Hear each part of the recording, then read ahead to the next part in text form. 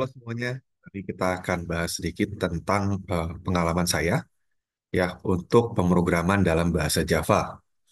Jadi di sini saya menggunakan Java itu dari sejak kuliah ya sampai S3 dan sampai selesai S3. Nah, ini mungkin ya sedikit background tentang pengalaman saya dengan Java itu. Jadi itu dimulai dari 2007, kalau nggak salah itu mulai kenal dengan yang namanya Java. Sebenarnya saya bisa juga bahasa pemrograman lain gitu ya, kayak C, C++, C Sharp, Python, PHP itu bisa gitu ya. Cuman so far dari semua bahasa yang saya rasa paling cocok untuk saya pribadi adalah Java. Kenapa? Karena pertama dia sifatnya lebih, eh, kalau dibandingkan dengan Python, karena sekarang kan yang populer Python ya. Python sama Java, Java ini lebih strict ya. Lebih strict, jadi lebih enak untuk dibaca. Dan kalau ada error itu cepat banget buat diketahui errornya di mana. Kalau Python, karena dia, misalkan contoh, variabelnya bisa otomatis akan membuat variabel baru. Itu kalau kita nggak sengaja typo gitu kan, dia nggak akan nampilin error, tapi dia akan bikin variabel baru. Nah, dan banyak hal lainnya ya. Banyak hal lainnya yang menurut saya di Python mungkin dari sisi pesan error dan sebagainya menurut saya kurang enak. Tapi ini preferensi pribadi gitu ya. Dan saya juga tetap punya ada beberapa project juga yang menggunakan Python. Nah, kalau dibandingkan sama C, C++, C Sharp, ini sebenarnya apa ya? Sama-sama rigid ya bahasanya antara Java, C, C++, C Sharp. Cuma bedanya kalau di Java ini rigidnya pas menurut saya. Kalau dibandingkan sama C, C++, kita masih harus mengatur yang namanya memori dan sebagainya. Itu terlalu ribet menurut saya. Sedangkan kalau C Sharp, ini kan memang sudah tidak terlalu populer lagi ya. Jadi mungkin tidak terlalu banyak dipakai. Tapi ya ini kembali lagi ini pendapat pribadi ya, karena ini sangat mudah didebat gitu ya. Tergantung preferensi masing-masing. Nah, yang tadi saya bilang, jadi Java ini dipakai dari S1 sampai S3. Ini skripsi ya, skripsi S1 saya bikin game maker. Game maker itu berarti sebuah aplikasi untuk membuat game. Lalu tesis S2 itu mesin pencari aplikasi dengan informasi yang ada dari kode biner. Itu kayak exe ya. Jadi dari aplikasi-aplikasi exe dia bisa cari ya, ada nggak sih yang sesuai dengan kata kunci yang kita berikan gitu. Terus yang ketiga, disertasi ini sistem edukasi plagiarisme pada ranah pemrograman. Nah, kalau yang ini sebenarnya tidak murni Java, tapi juga dipadukan dengan PHP dan HTML ya. Jadi ada sisi webnya, bahkan ada juga sisi Python-nya. Karena ini juga mengcover bahasa Python. Nah, saya juga pakai Java dalam beberapa proyek sampingan. Jadi misalkan untuk aplikasi kasir, pendataan gitu ya, itu juga saya menggunakan Java. Nah, ini mungkin saya bahas sedikit ya tentang apa yang saya buat dulu di S1. Jadi mungkin teman-teman bisa em, sedikit mendapat gambaran ya. Untuk dapat gambaran dulu di S1 bikin apa sih gitu. Pada saat saya S1, saya sifatnya lebih ke arah idealis. Jadi ketika bikin kelas diagram, itu memikirkannya udah sangat-sangat jauh sekali. Jadi konsep-konsepnya itu sudah dipikirkan, oh nanti kalau dikembangkan bisa ngapain aja nih. Bahkan kadang-kadang jadi terlalu banyak kelas gitu ya. Terlalu banyak kelas padahal mungkin fiturnya nggak terlalu besar gitu. Bahkan saking idealisnya, saya tidak mau pakai UI generator. Jadi aplikasi saya itu murni dibuat dari codingan kosong. Kalau dulu banyak yang pakai, zaman dulu populernya ada NetBeans gitu ya. Nah kalau di saya dulu saya pakainya JCreator. JCreator itu mirip-mirip kayak Ggrapes. Jadi dia murni hanya teks. Nah, tapi di situ saya bisa memasukkan kode untuk membuat tombol, membuat form, dan seterusnya. Memang kalau konsep yang begini, fase begini, itu sebenarnya baik banget untuk skalabilitas. Karena kita memikirkan semua hal gitu ya. Terus juga kita codingannya jauh dari otomasi ya. Jadi kalau kita buat sendiri, otomatis kita mengerti dong cara modifikasinya secara penuh. Kalau kita pakai UI generator, mungkin ada beberapa hal yang tidak bisa diganti akhirnya gitu. Tapi memang ada kelemahan, yaitu ini sangat menghabiskan waktu dan tenaga. Jadi akhirnya mungkin banyak waktu habis hanya untuk memikirkan kelas diagram. Saya juga sampai menggunakan beberapa konsep pola perangkat lunak. Jadi kalau zaman dulu pola perangkat lunak tuh ada 24 ya kalau nggak salah 24 atau 22. Nah itu saya baca semua. Lalu saya lihat mana yang bisa dipakai. Kalau tidak salah akhir-akhirnya yang saya pakai itu Factory, terus ada juga Singleton kalau tidak salah. Itu kurang lebih yang saya pakai. Ada beberapa lagi yang lain, cuman saya sudah lupa gitu. Dan di sini pun eh, saya sampai memikirkan optimasi. Jadi karena kalau di Java kan ada yang namanya garbage collector. Nah, kalau berdasarkan informasi di internet, garbage collector itu kadang-kadang lambat. Jadi yang dilakukan apa? Yang dilakukan adalah kita pakai konsep objek reuse. Jadi ketika satu kelas udah beres dipakai, satu benda beres dipakai, maka itu tidak langsung dibuang, tapi disimpan. Lalu setelah itu berikutnya akan dipakai lagi ketika ingin dibutuhkan. Jadi kalau misalkan sekarang ada monster nih, monsternya hancur. Di memori itu tidak dibuang datanya, tapi kerangka monsternya disimpan. Nah, nanti begitu kita butuh monster baru, maka dia akan bikin monster baru berdasarkan kerangka itu. Jadi nggak bikin objek baru, kita pakai objek yang sudah ada sebelumnya. Ada juga reflection, jadi di sini kita pakai konsep di mana kita cukup kasih sebuah objek, nah nanti dia bisa tahu itu objeknya sebenarnya apa. Mirip kayak ini ya, kayak instance of sebenarnya kalau di Java, tapi dengan konsep yang lebih kompleks sebenarnya. Nah, ini kalau bisa dilihat, ini use case diagramnya. Jadi kira-kira bisa ngapain aja sih user gitu kan. Kurang lebih dia bisa membuat game. Ini kelas diagram, tapi ini pun masih kelas diagram umum. Jadi yang ditampilkan di sini hanya atribut saja, tidak sampai metode-metodenya, tidak sampai juga getter setter. Karena kalau getter setter dan metode itu kemarin kalau tidak salah di S1, saya sampai perlu ngeprint eh, beberapa lembar A4 ditempel ke samping, 4 biji kalau nggak salah. 4 lembar A4 ditempel ke samping. Itu kalau semuanya. Nah, cuman kalau di sini ini yang paling general aja, dan ini saya kasih warna untuk membedakan region ya. Jadi ada yang warna hijau, hijau ini lebih ke arah untuk data algoritmanya gitu kan. Terus yang biru ini lebih ke arah UI atau tampilan. Lalu ada yang kuning, kuning ini kayak eh, kerangka penengahnya ya, kerangka luarnya gitu ya. Kerangka luarnya, dan ini kalau bisa dilihat ada banyak sekali atribut-atributnya ya, yang terdata. Dan ini ada factory-factory. Ini kalau ujungnya factory berarti dia adalah yang tipe desain patternnya adalah factory. Nah, ini contoh tampilan yang sudah jadi gitu ya. Nah, waktu dulu itu tipikalnya sangat idealis tapi sangat tidak suka dengan tampilan.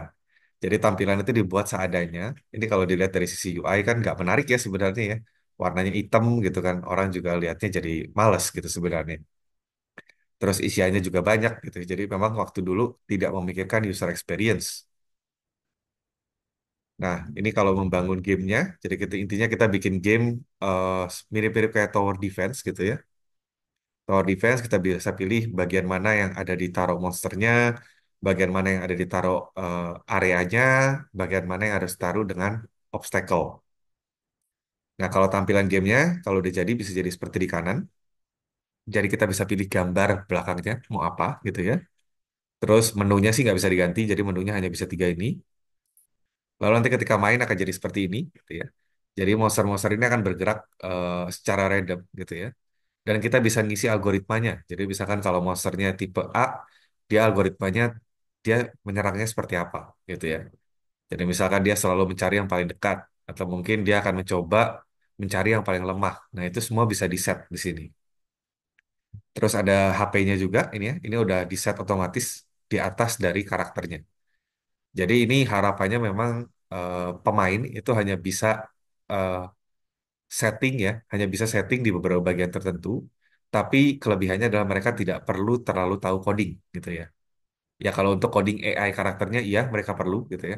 Tapi kalau untuk hal lainnya mereka nggak perlu. Mereka tinggal pilih-pilih aja.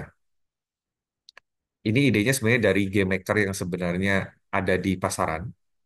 Cuman memang ini jauh lebih simpel. Jadi tidak semua fitur diimplementasikan. Nah, berikutnya, tadi kan fase awal ya, fase masih sangat idealis. Setelah itu mulai sadar bahwa, oh, eh, ada beberapa hal yang sebenarnya kita udah coding tapi nggak dipakai juga. Jadi kalau di S1 tuh banyak banget hal-hal yang sudah dibuat, tapi ternyata akhirnya tidak digunakan gitu ya. Dan skripsinya udah beres ya udah, nggak dikembangkan lebih lanjut kan gitu. Nah, masuklah ke tahap S2. S2 ini sudah kerja waktu itu gitu ya. Ini S2-nya di ITB, lalu kerjanya di Maranatha sebagai dosen juga. Nah, ini tetap ada nilai idealismenya, tapi juga lebih banyak sisi rasionalnya. Jadi tidak sekedar yang penting bagus, nggak juga gitu ya. Yang penting selesai nggak juga gitu, tapi dia ada di tengah-tengah gitu. Nah, ini lebih fokus pada fungsionalitas ketimbang skalabilitas yang terlalu jauh. Jadi skalabilitasnya tetap dipertimbangkan, tapi tidak yang terlalu jauh. Jadi mungkin hanya memikirkan kira-kira ya satu tahap atau dua tahap ke depan lah ekspansinya gitu ya. Lebih terstruktur dan mengerti mana yang perlu dibuat. Jadi waktu itu bikin mesin pencari gitu ya. Ya bisa dilihat di sini use case-nya sederhana sebenarnya. Jadi dia bisa membangun database, indeks disebutnya, bisa juga mencari aplikasinya. Atau kalau di sini spesifik untuk Java Archive. Nah setelah itu kita mulai bikin kelas diagram. Nah cuman di sini kelas diagramnya kita pakai package ya. Jadi kita mulai lebih banyak package-nya sistemnya. Jadi ini ada 4 package, 4 modul besar, indexer, extractor, retriever, dan tools. Sebenarnya model kayak gini juga udah mulai banyak kepakai ya kalau nanti mungkin untuk di pekerjaan gitu ya. Karena kalau di pekerjaan mereka pasti ingin mengelompokkan kode-kodenya sesuai dengan fitur, bahkan kadang nanti ada PIC-nya. Siapa yang tanggung jawab untuk kode tersebut. Nah, ini contoh lebih detailnya lagi ya. Jadi kalau dilihat di sini eh, ada satu kelas sebelumnya kalau tidak salah itu extractor ya. Extractor itu dibagi lagi jadi core. Core itu punya control flow analyzer, node scorer, recursive method expander, dan method expander, dan seterusnya ya. Lalu di sini juga ada contoh kelas diagramnya. Jadi kalau mungkin S2, karena ini kan lebih ke arah teoritik ya, bukan membuat aplikasi jadi yang benar-benar siap dipakai. Jadi memang kelas diagramnya pun tidak sekompleks yang ada di S1 gitu. Ya tidak sekompleks itu dan memang karena sudah belajar juga konsep OOP-nya jangan terlalu idealis ya jadi mungkin juga sedikit lebih simpel. Nah, ini contoh tampilannya, tampilan antar mukanya. Jadi kalau di S2 aplikasinya sederhana gitu ya. Jadi hanya tinggal masukin aja, terus lokasinya dari mana database-nya, terus apa fitur yang mau dipertimbangkan. Ya, nama aplikasi, nama kelas, dan seterusnya. Itu ya. Nanti akan diproses, lalu nanti akan keluar hasilnya seperti di bawah kanan. Nah, setelah itu masuk ke fase S3.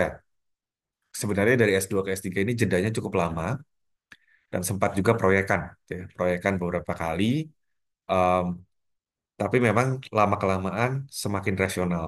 Gitu ya. Jadi skalabilitas itu nanti diatur berdasarkan seberapa lama dan seberapa sering proyek tersebut akan diupdate. Jadi kalau dilihat proyeknya mungkin cuma sekali, one time only, ya mungkin skalabilitasnya tidak perlu terlalu jauh dipikirkannya. Bukan berarti tidak dipikirkan ya, tetap ada, tapi mungkin jangka pendek. Terus kalau misalkan proyeknya sifatnya berbayar gitu kan, nah pertimbangan desain kelas dan sebagainya itu akan bergantung pada harga tentu ya, berapa yang mau dikasih, terus waktunya, durasinya mau berapa lama, dan tujuannya mau ngapain. Jadi contoh kalau tujuannya lebih ke arah untuk riset, mungkin desain kelas diagramnya tidak perlu terlalu kompleks. Tapi kalau tujuannya untuk mungkin aplikasi standar, ya mungkin desainnya akan lebih kompleks gitu ya. Terus juga, em, jadi dulu aku pernah punya pengalaman satu, eh, orangnya memang tidak tidak bayar terlalu tinggi. Terus aku tanya ke beliau, kalau dengan harga segini mungkin kita tidak bisa bikin aplikasi yang terlalu rapih dalamnya gitu ya. Nah ternyata dia bilang, gak masalah, yang penting selesai. Jadi waktu itu supaya bisa sesuai dengan budget, akhirnya ya udah kita menerapkan kurang lebih spaghetti code ya bahasanya ya gitu ya. Jadi benar-benar eh, yang penting asal jalan gitu. Karena memang ternyata ada banyak fitur tuh yang baru disadari di tengah-tengah atau bahkan di akhir karena kliennya pun nggak kebayang dia mau bikin apa gitu. Dia cuma bilang pokoknya mau bikin aplikasi. Nah ini kan salah satu kelemahan ya sebenarnya ketika orang em, ketemu klien, kliennya tidak bisa menjelaskan, jadi orangnya nggak tahu harus bikin apa. Nah, terus di saat ini juga pandangan lebih terbuka gitu ya terkait dengan library, terus kakas-kakas pemrograman yang lain, bahasa pemrograman lain itu lebih terbuka. Jadi lebih ke arah kita pokoknya gimana cara solve the problem dengan cara paling efektif dan efisien. Nggak harus Java gitu ya, nggak harus semuanya pakai Java nggak gitu. Nah ini contoh ya, ini dari disertasi. Jadi disertasi ini sebenarnya idenya adalah ketika siswa kirim tugas gitu ya, nanti akan di-highlight ya, highlight beberapa kesamaannya. Tuh. Jadi dia masuk ke sistem, assessment submission system itu kayak Moodle, Moodle programnya terus masuk ke database. Nah, nanti ada similarity feedback generator, itu akan membuat laporan kesamaan atau simulasi. Jadi kalau memang ada kesamaan, dia akan bilang laporan kesamaan. Kalau nggak ada, dia akan pura-pura dan dia akan bilang itu laporan simulasi. Setelah masuk ke user, maka nanti masuk ke student. Nah, student, nah kalau dia adalah laporan simulasi, maka cuma dia yang dapat. Tapi kalau masuknya adalah laporan kesamaan, dia dapat teman-temannya juga yang dicurigai, itu juga akan mendapatkan email yang serupa. Nah, terus Similarity Feedback Generator ini juga ada 4 bagian, kurang lebih. Pertama, Similarity Detector. Jadi ini kayak plagiarism detector sebenarnya. Dia mengecek kesamaan. Lalu setelah itu long common code remover ini untuk membuang kode-kode yang umum ya, umum atau sama gitu ya di hampir semua tugas. Jadi contoh kalau misalnya kita kasih template gitu ya untuk ngerjain tugas, template itu kan bakal sama ya untuk semua siswa. Nah, itu akan di-remove otomatis sama sistem kita. Terus setelah itu dia akan melihat kalau hasilnya cukup meyakinkan untuk menjadi laporan kesamaan, maka dia akan masuk ke similarity report generator. Kalau enggak, dia akan masuk ke yang namanya simulasi. Nah, setelah itu nanti dia akan kirimkan laporan dan akan membangkitkan teks seperti ini. Jadi kayak bilang nih, oh ya ini sama nih, sama punya teman-teman kamu. Nah, bedanya ada di mana aja, gitu kan? Tapi sebenarnya ini perbedaan ini nggak nggak substansial mengubah makna kode program, gitu kan? Terus dikasih contoh. Nah, ini kan to help you understand the similarity, gitu kan? Lihat kode ini. Caranya gimana, gitu kan? Lihat kode ini walaupun berbeda, gitu kan? Mereka tetap sama, gitu. Perbedaannya ada di mana aja? Misalkan ini, oh, karakternya komentarnya di lowercase. Terus tiap baris diganti dengan 2 baris kosong. Terus underscore itu ada muncul di identifier names atau nama variabel. Nah, terus kita bilang di bawah gitu kan. Kalau misalkan kodenya memang banyak solusi, ya apa ini bisa bisa mencurigakan ya gitu ya untuk dianggap nyontek gitu kan. Karena jarang ya untuk melihat 2 orang atau lebih yang kodenya sama persis gitu. Nah, itu ditampilkan dalam sebuah HTML, bentuknya kayak gini. Jadi, ini perpaduan antara Java dan HTML dan PHP sebenarnya. Java-nya itu adalah engine-nya.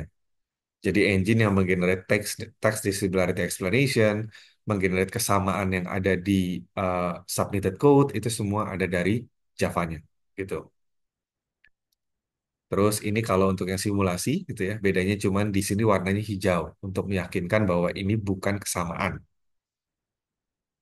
Nah, ini sebenarnya e-strength ini terus dikembangkan bahkan sampai sekarang gitu ya. Jadi aku lulus S3 itu di 2022 sampai 2024 masih terus dikembangkan dan ditambahkan fitur baru setiap tahunnya.